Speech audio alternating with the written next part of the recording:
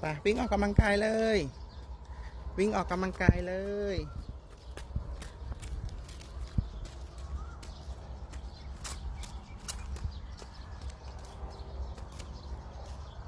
วิ่งออกกำลังกายเลย